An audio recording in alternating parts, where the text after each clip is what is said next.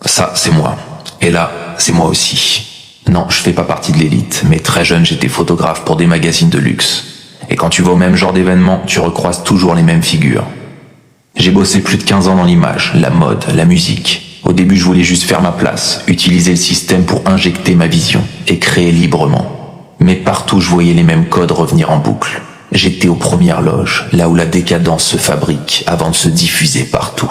Des années à filmer leurs balles de fausse charité, leurs sourires crispés, ça m'a transformé en détecteur de névrose. Je tournais des clips pour des chanteurs pop sans le moindre talent. Ce que certains appellent style, moi j'y voyais des symptômes. Derrière la caméra, je ne voyais plus des gens, mais des schémas, des comportements conditionnés, une prostitution spirituelle et physique pour garder leur place dans le cirque.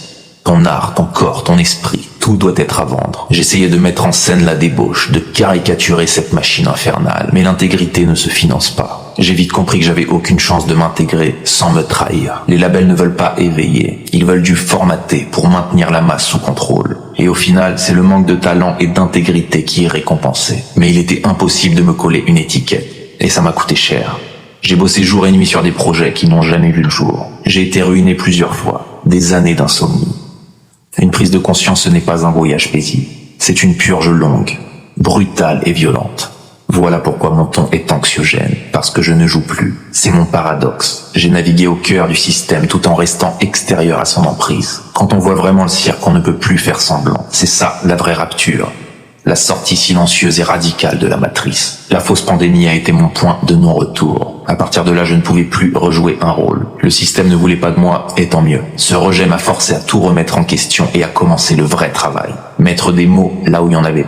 Parce qu'on vit dans un bruit constant, trop d'informations, trop de contradictions, au point que plus rien n'est clair. Et pour ceux qui parlent de complot parce que je sors des cases, c'est justement en naviguant entre les cases que j'ai pu faire les liens. Reality Revolt, c'est pas une niche, c'est un combat personnel. C'est mon vécu qui m'a poussé à tout démonter et exposer cette opération de contrôle mental de masse.